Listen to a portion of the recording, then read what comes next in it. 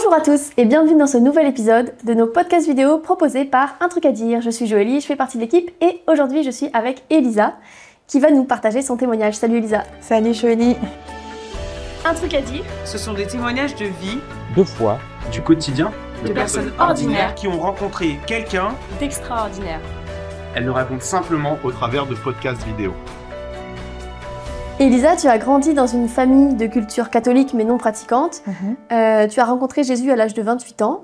Tout à fait. Tu es mariée avec Harry, tu as 2 enfants, ça. C'est ça. T'es bien renseignée. Et si je t'ai invitée aujourd'hui à témoigner, c'est parce que tu as un truc à dire concernant la manière dont Jésus a transformé ta vision de la sexualité, ta manière de le vivre. Voilà, c'est un sujet qui peut être un peu sensible dans notre société parce que chacun a sa manière de voir les choses. Et en même temps sensible le fait que c'est quelque chose, voilà, tu vas partager des choses qui sont aussi intimes pour toi, qu'on n'a pas forcément l'habitude de partager sur la place publique d'Internet. Donc, mais malgré tout ça, on a vraiment à cœur de vous partager ce témoignage, parce que voilà, c'est pas quelque chose qu'on veut imposer, une manière de voir qu'on veut imposer, mais c'est simplement son témoignage qui, moi en tout cas, m'a encouragée et j'ai envie de le partager aussi avec vous, parce que c'est une manière d'apprendre à mieux connaître aussi qui est Jésus et qu'est-ce qu'il a fait dans ta vie. Tout à fait. Donc Elisa, tu m'as raconté que dans ta vie, il y a un avant et un après ta manière de voir et de vivre ta sexualité. Ouais. Et on va commencer par le début. Dans quel contexte est-ce que tu as grandi et quelle était ta vision de la sexualité de manière générale? Alors moi j'ai grandi dans une famille plutôt de culture catholique. On n'allait pas spécialement à l'église et on lisait pas la Bible. Mais j'ai grandi dans le nord de la France où c'est quand même la coutume de faire les baptêmes, de célébrer les baptêmes, de faire les communions. Donc j'ai fait un petit peu de caté et j'étais quand même un petit peu attirée quand j'étais plus jeune par les films de Jésus, etc., qui passaient à Noël, à Pâques, voilà. Donc ça c'est le contexte, on va dire, spi.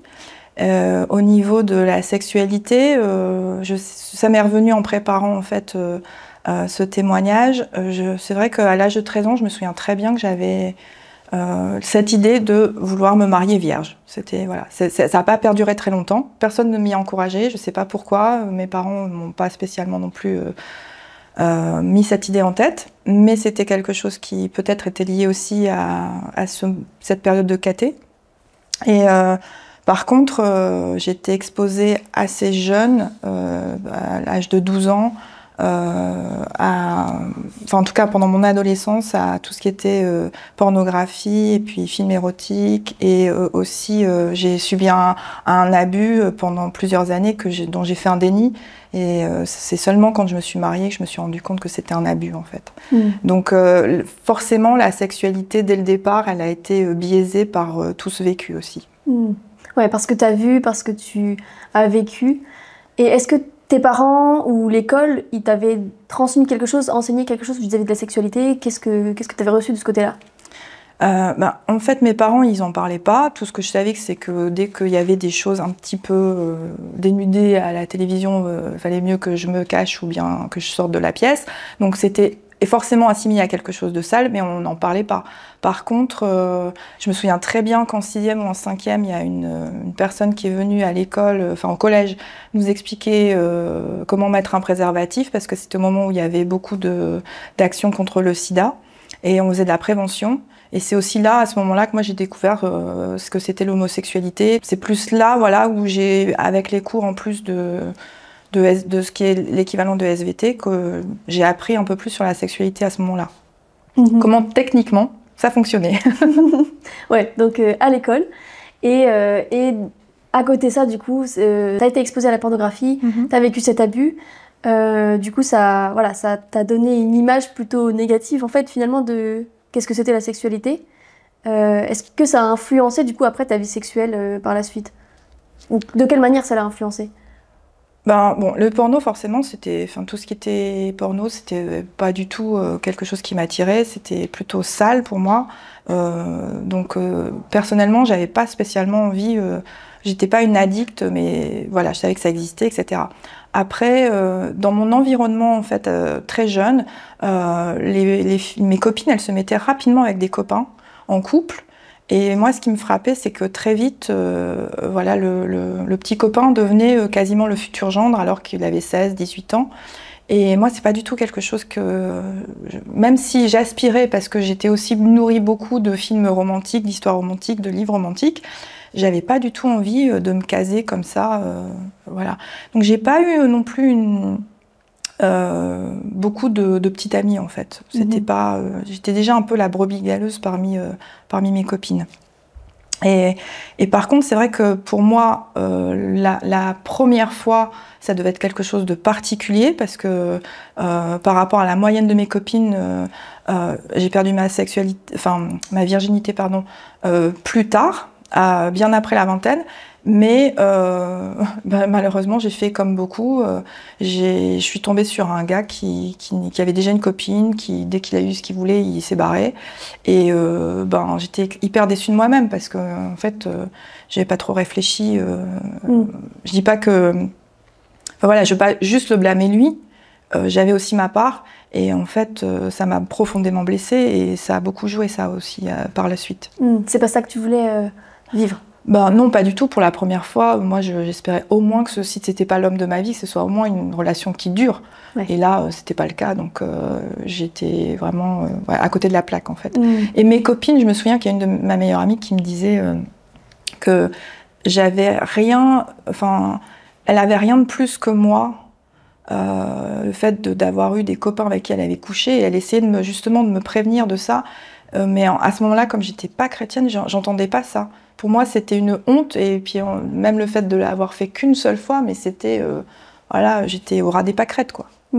C'était un peu ce que la société me renvoyait, et ce que j'estimais être pas normal. Ouais, ça m'affectait beaucoup.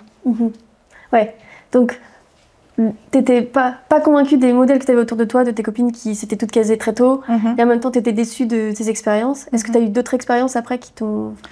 En fait... 1 an avant que je devienne chrétienne, je rencontre un gars qui, lui, est de confession catho, qui est en train de devenir vraiment évangélique. Il a fait une rencontre magnifique avec Jésus. Puis il me rencontre en même temps, on tombe amoureux. Et puis il se passe ce qui doit se passer entre nous. Puis en fait, au bout de quelques mois, il me dit « Elisa, je peux plus ». Je lui dis « Tu peux plus quoi ?» Je comprends pas. Il me dit « Je peux plus coucher avec toi ». Et là, je tombe de ma chaise, littéralement. Et je me dis, mais attends, c'est quoi cette histoire de seul gars sur la Terre qui veut pas coucher avec sa copine? Je comprends pas pourquoi ça m'arrive à moi, en fait. J'étais vraiment choquée. Et quelques mois plus tard, donc j'ai essayé de respecter ça. Et quelques mois plus tard, en fait, il m'a quittée parce que c'était devenu trop difficile. Ça faisait partie d'une des raisons pour lesquelles il m'a quittée. Et moi, en fait, je suis tombée dans une profonde dépression et un long cheminement. 1 an plus tard, voilà, j'ai rencontré Jésus. Mais ça a vraiment impacté aussi mes questionnements par rapport à la sexualité et Dieu, du coup. Parce que du coup, à ce moment-là, Dieu était qui pour toi? Plus personne. Plus personne, parce que moi, quand j'ai rencontré, j'étais devenue complètement athée. J'avais fait un rejet de Dieu à l'âge de 20 ans suite à une tentative de suicide qui avait avorté. Et j'avais décidé de mettre Dieu... voilà, pour moi, il n'existait pas. J'avais pas envie qu'il y ait quelqu'un là qui vienne me dicter ce que je devais faire. C'était ce que je ressentais. Et d'autant plus quand il y a quelqu'un que tu aimes qui te dit ça, tu as encore moins envie en fait d'aller vers ce Dieu, parce que tu te dis c'est quoi ce Dieu en fait qui t'interdit des bonnes choses. Donc non, moi pour une fois que j'avais trouvé quelqu'un qui me plaisait, j'étais très déçue en fait. Et du coup, malgré ça, 1 an plus tard, tu deviens chrétienne, après avoir discuté avec ta meilleure amie, après être allée plusieurs fois dans une église. On va peut-être pas rentrer dans les détails de comment ça s'est passé parce que ça serait trop long et ça serait peut-être l'objet d'un autre podcast. Mais voilà, c'était pas juste une adhésion à une religion, c'était vraiment une rencontre avec Jésus. Et en quoi est-ce que du coup, comment t'as pu allier ça avec ce que tu vivais, enfin ce que tu avais vu dans ta sexualité et cette image de Dieu que tu avais avant, comment ça a changé après du coup? Dès que je me suis convertie, moi je me suis convertie un jour très précis et tout de suite je suis allée m'acheter, j'avais déjà une Bible, mais je suis allée m'acheter une Bible où il y avait aussi, c'était plutôt destiné pour les jeunes justement, et où il y avait des témoignages et il y avait des thématiques pour 2 versets, etc. Donc la première chose que j'ai regardée c'est sexualité thématique, parce que ça m'intriguait, moi je voulais savoir si j'avais décidé de suivre Jésus, qu'est-ce que ça impactait en fait dans ma vie et qu'est-ce que ça voulait dire, dans quel renoncement en fait j'allais devoir faire. Et en fait, très vite, j'ai compris qu'en fait la sexualité c'était créé par Dieu, que c'était bon, Ouais. que c'était quelque chose qu'il avait mis à part aussi pour nous et que c'était un cadeau. Et ça m'a convaincue tout de suite. Les versets que j'ai lus, les témoignages que j'ai lus dans cette Bible m'ont vraiment convaincue que c'était bon dans le cadre du mariage parce que c'était c'était sécurisant et que c'était complètement l'inverse de ce que j'avais compris, de ce que la société voulait m'enseigner. C'est vrai que quand on regarde dans la Genèse, donc au tout début, quand Dieu crée la terre et les hommes, il dit au chapitre 1, au verset 28, Dieu bénit l'homme et la femme qu'il vient de créer en leur disant « Soyez féconds, multipliez-vous et remplissez la terre ». Donc c'est vraiment une bénédiction, comme tu dis, c'est un cadeau que Dieu fait. Et quand il regarde tout ce qu'il a créé, il dit que c'est très bon. Donc voilà, c'est ça du coup que tu as un peu plus réalisé à ce moment-là. Oui, et puis aussi parce qu'il y a, dans le cadre du mariage, moi, je trouvais que c'était intéressant de savoir qu'il y avait un engagement l'un envers l'autre et que ce contrat de confiance ne pouvait pas être brisé comme ça parce qu'il s'était reconnu par la société. Et moi, c'est vrai que c'était aussi le fait que je commençais une nouvelle vie avec Dieu, je savais que j'étais une nouvelle personne, qu'il y avait un avant et un après. Et donc il est écrit que notre corps il est aussi le temple du Saint-Esprit et que Dieu habite en nous. Et moi j'avais vraiment pas envie d'abîmer ce temple. Je me disais je veux honorer mon mari, je veux honorer Dieu et je veux aussi m'honorer moi-même. Donc pour moi c'était vraiment un nouveau départ et puis c'était un super cadeau que je me faisais en même temps. Enfin que Dieu me faisait mais que je me faisais aussi. Et je dirais que j'avais cette image aussi, encore plus aujourd'hui, par exemple, quand tu vas être transplanté d'un nouvel organe, moi, voilà, c'était un peu ça, en fait, j'avais un nouveau cœur, une nouvelle vie. Tu es reconnaissant pour ce nouvel organe. T'as pas envie en fait d'aller faire n'importe quoi après. T'as pas envie de fumer, de boire, de prendre de la drogue. Et moi, c'est vraiment ça, comme ça que je le voyais. En fait, j'avais pas envie de gâcher en fait tout ce merveilleux cadeau qu'on venait de me faire. Voilà, en n'attendant pas le mariage et d'aller voir à droite, à gauche. Voilà, c'était ça que je me disais. Et finalement, avant, tu voyais du coup plus la sexualité comme quelque chose de sale ou quelque chose qui pouvait qui t'avait en tout cas fait du mal ou quoi. Ouais. Et là, du coup, Dieu a finalement un peu restauré cette manière de voir la sexualité. Est-ce que c'était une contrainte que tu te mettais de se dire j'attends le mariage? Ou qu'est-ce qui te motivait à te dire du coup, ce que tu viens de le dire, tu voulais t'honorer, honorer ton mari, honorer ton corps. Mais est-ce qu'il y avait d'autres choses qui te motivaient à vouloir tenir cette contrainte qui peut paraître vraiment très restrictive finalement? Je pense que il y avait une première chose quand même qui était, comme j'ai toujours été de la brebis galeuse autour de mes copines, c'est vrai que moi ça me plaisait d'avoir cette idée d'être un peu à contre-courant et d'être la personne qui allait être la fille qui allait dire ouais voilà je couche plus, c'est terminé, etc. Je l'ai dit autour de moi, les réactions elles ont été un peu choquantes parfois, pas choquantes mais les personnes étaient un peu choquées, puis sur la durée les gens ils se rendent compte que je suis assez sérieuse en fait. Donc c'est sûr que il y avait un petit peu ce côté un peu voilà, je veux être un peu mise à part et je voulais le faire savoir aux gens qui m'entouraient. Mais ce qui m'a permis, parce que moi je suis restée quand même célibataire pendant 10 ans. 10 ans, ça paraît une vie en fait, d'autant plus que quand tu as ton horloge biologique aussi qui tourne. J'ai rencontré Harry, j'avais 37 ans. Moi avant de le rencontrer, j'avais quasiment plus d'espoir de rencontrer mon mari et encore moins d'avoir des enfants. Donc, quand tu veux en fait tenir, t'es obligé d'en parler autour de toi. Des fois, c'est dur. Et moi, j'ai eu des personnes qui m'ont soutenue en priant, qui m'ont recadré aussi. Et puis tu trouves, tu as des tentations évidemment, mais tu sais que ces tentations, elles vont forcément pas aboutir à ce que tu veux, c'est-à-dire un mariage. Et tu fais un choix. Tu te dis, est-ce que tu veux vraiment te marier avec une personne qui va te respecter, ou est-ce que tu vas avoir juste une relation, soit un coup d'un soir, soit juste quelque chose qui va rester éphémère et qui n'est pas dans ce que toi tu désires aussi, et surtout pas dans ce que Dieu désire. Et ce que j'ai aussi compris, c'était plus tu aimes Dieu, comme le premier commandement dit, tu aimeras ton Dieu de tout ton cœur, de toute ta force, de toutes tes pensées, de toute ton âme, plus t'entretiens cette relation avec lui, moins en fait t'as envie de faire des choses qui lui déplaisent. Tu sais que lui, il va te montrer comment aussi tenir. Ouais, plus tu te focalises sur Jésus, plus ça lui laisse aussi l'espace pour transformer ton cœur, pour te donner la force de le suivre, pour te donner la force de l'aimer et puis d'aimer les autres autour de toi.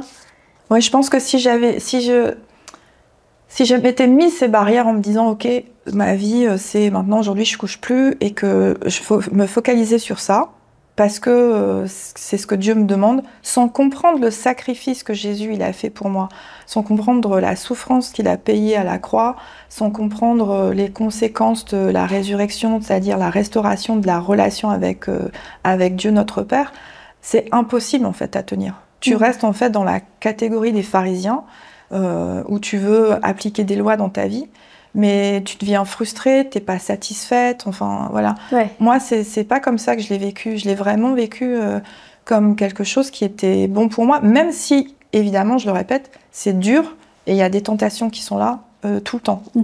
Les pharisiens, c'est les spécialistes de la loi à l'époque de Jésus, qui se mettaient même encore plus de lois que ce que Dieu en avait donné pour essayer d'être parfait et de plaire à Dieu par leur propre force.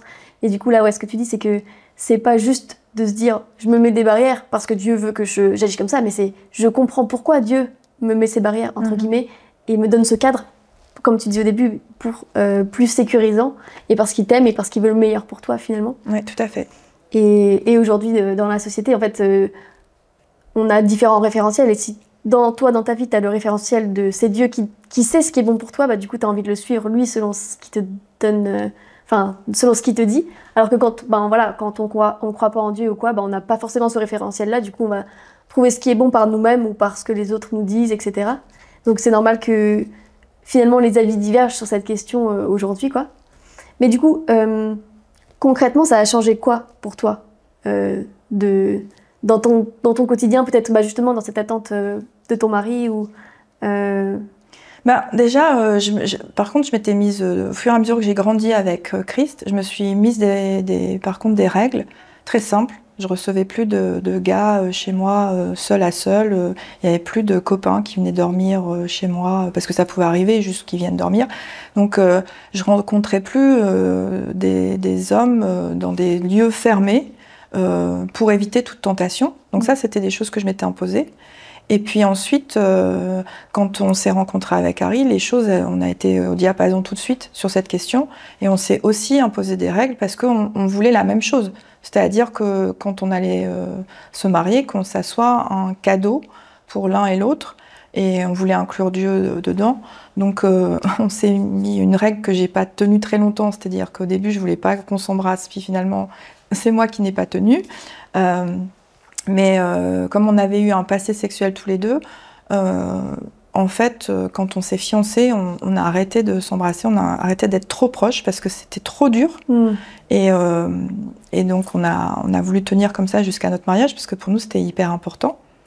Et en même temps, voilà, moi j'étais triste pour lui et lui il était triste pour moi que on n'ait pas réussi en fait dans notre marche, enfin dans notre cheminement de vie, à être vierge l'un pour l'autre. On aurait aimé en fait avoir, ça y est, ça me reprend, c'est dur, mais c'est vrai qu'on aurait aimé l'un et l'autre en fait qu'on soit vierge et qu'on ce soit un cadeau magnifique pour nous deux. Ça n'a pas été le cas et c'est vrai que moi au départ, je voyais pas les choses comme aujourd'hui en fait. Je me disais j'ai de l'expérience, il a de l'expérience, tant mieux. Mais en fait aujourd'hui, comme je connais Dieu, je me dis c'est vraiment dommage. Après, voilà, le Seigneur, il a permis qu'on soit restaurés, qu'on soit des nouvelles personnes.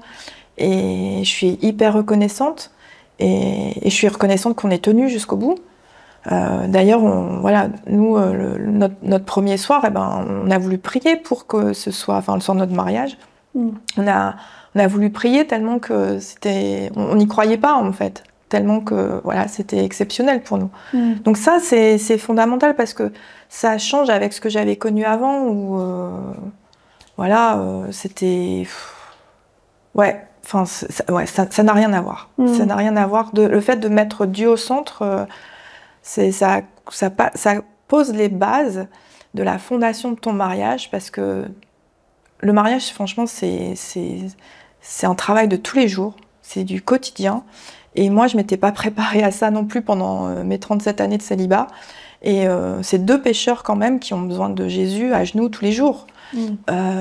Donc, quand tu te rends compte que ton mari, il a vraiment, il est resté chaste pour toi et que toi, tu fais la même chose, vous posez des bases de confiance qui, moi, m'ont sécurisé tout de suite. Et de cette là, après, dans le quotidien, quand c'est un peu galère entre nous, tu te rappelles aussi que c'est bonne base. C'est important. J'ai vraiment le sentiment en t'écoutant que c'est comme si tu prépares, voilà, comme tu disais, l'image du cadeau, tu prépares un cadeau pour quelqu'un que t'aimes.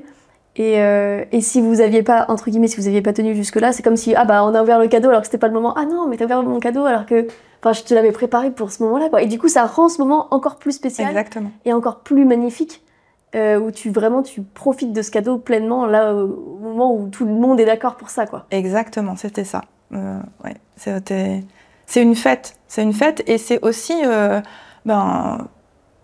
quand la Bible dit que le mariage, c'est l'image de Christ et l'Église, c'est Christ qui attend son Église, ce retour quand on va tous le revoir. C'est vraiment ça, je trouve. Quand le mari peut voir sa femme, en fait, dans son intimité, c'est pleinement ça. Et c'est incroyablement beau. Ça paraît peut-être un peu trop utopique aujourd'hui, j'ai l'impression. Mais en vrai, voilà. Et puis, je vais pas cacher que je connais des amis, des couples aussi, où ça n'a pas toujours été tout rose le premier soir. Mais c'est pas ça, en fait, qui va fonder la base de leur mariage. C'est ce qu'il y a tout derrière, c'est l'attente, la confiance en Dieu. Moi, j'ai des amis, ils auraient pu se séparer, en fait. Et ils l'ont pas fait parce qu'ils ont fait confiance à Dieu. Et je trouve ça beau, en fait, et on s'arrête pas là. Alors que je pense que enfin voilà, il y a d'autres normes, et il y en a d'autres, ils se séparent parce que ça marche pas, en fait, sexuellement. Et c'est pas ça, en fait, non plus qui fonde le mariage. Enfin, en tant que chrétien. Ouais. Et comme tu disais, c'est une image de Christ et l'Église, et c'est quelque chose que, humainement, des fois, on n'arrive pas à comprendre. Quel amour Jésus a pour nous, et qu'est-ce que ça va être, le bonheur qu'il va y avoir quand il va revenir nous chercher.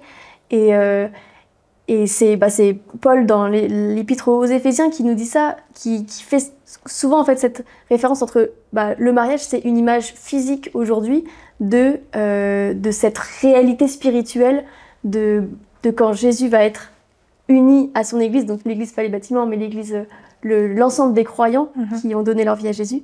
Et donc dans l'épître aux Éphésiens, il dit « Quant à vous, Marie, que chacun de vous aime sa femme comme Christ a aimé l'Église, il a donné sa vie pour elle afin de la rendre digne de se tenir devant Dieu, après l'avoir purifiée par sa parole, comme par le bain nuptial. Il a voulu se présenter cette Église à lui-même, rayonnante de beauté, sans tache ni ride, ni aucun défaut, mais digne de se tenir devant Dieu et irréprochable. » C'est comme si Dieu nous faisait ce cadeau de nous donner un exemple concret qu'on peut vivre aujourd'hui, voilà, c'est ça qu'on va vivre après, quoi. Voilà. Et on peut ressentir un petit peu un avant-goût de ce que ce sera avec Dieu après. Alors pour conclure cet épisode, est-ce que tu aurais un défi à donner à nos auditeurs, peut-être nos auditeurs qui se posent des questions par rapport à ce que tu as vécu ou par rapport à ce qu'eux vivent, pour qu'ils repartent avec quelque chose de concret après ça? Alors, en fait, il y a 2 choses. C'est vrai que la première chose, j'aurais vraiment insisté sur le fait que ce témoignage que je veux partager, c'est pas une norme qu'on veut imposer, tu l'as déjà dit au début. Et en même temps, en fait, je veux juste inviter les gens à se poser des questions sur qui est Jésus s'ils connaissent pas Jésus. Parce que moi, personnellement, en fait, je sais qui j'étais. Mon mari, il dit aussi qui j'étais avant de rencontrer Jésus. Moi, j'étais paumée, j'étais vraiment... j'étais paumée et suicidaire. Et il m'a donné la vie. Et même dans les moments les plus bas aujourd'hui, en fait, voilà, je sais qu'il est là. Il m'abandonnera jamais. Et la deuxième chose, c'est que si tu connais Jésus, mais que tu as du mal avec cette conception de la sexualité, de te garder avant le mariage, je dirais vraiment, discute-en avec des personnes plus matures que toi, qui sont déjà en couple ou célibataires, mais vraiment abstinents, qui se gardent pour respecter ou pour honorer Dieu. Et il faut vraiment... C'est un sujet trop tabou, en fait, dans nos églises. Il faut vraiment en parler, je pense. C'est hyper important de discuter de ça et puis d'aller en profondeur dans les sujets. Et j'inviterais vraiment les personnes à chercher dans les Écritures. Ça paraît un petit peu trop bateau de dire ça, juste lis ta Bible, mais de revenir à l'essentiel avant de se mettre des barrières. À la limite, je préfère quelqu'un, moi personnellement, c'est peut-être choquant, qui me dit je galère, j'y arrive pas, mais je veux connaître Jésus, accompagne-moi et je lis la Bible, et qui a un cœur repentant et qui s'humilie devant Dieu à un moment, parce que l'Esprit va le toucher, l'Esprit va lui montrer. Plutôt que quelqu'un qui veut essayer par ses propres moyens et qui n'y arrivera pas, et puis qui va abandonner, puis qui finalement fera ce qu'il aura envie. Parce que malheureusement, il va passer à côté de la plus belle chose qui est Jésus. Ouais, donc ne pas hésiter à en parler, poser des questions à des personnes de votre église ou à des personnes de confiance en tout cas, avec qui vous pouvez discuter de ces sujets qui sont souvent, comme tu disais, pas abordés. Et si on ne connaît pas Jésus, de se dire en fait c'est qui ce type qui transforme les vies et qui t'a transformé toi sur cette question-là, typiquement.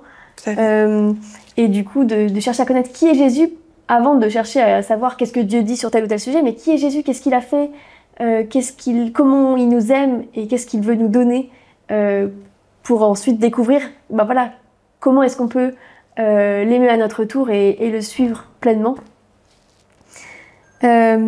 Merci Elisa pour tout ce que tu nous as partagé. Merci à toi aussi de nous avoir écoutés. Si ça t'a parlé, n'hésite pas à partager. Si tu as des questions, tu peux nous les envoyer. On essaiera d'y répondre avec grand plaisir. Et on se dit à la prochaine pour un nouveau témoignage. Salut. Salut. Salut.